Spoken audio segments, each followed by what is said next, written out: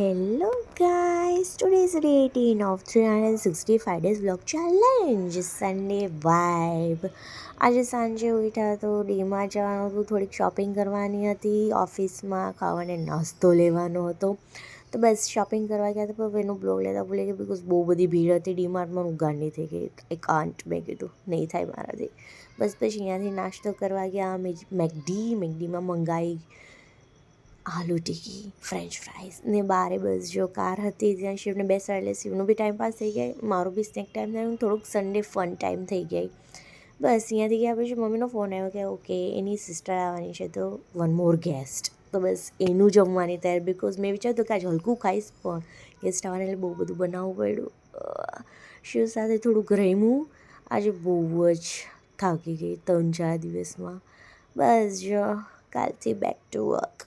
તો આજે હું વહેલી સૂઈ જાઉં છું. Bye bye guys.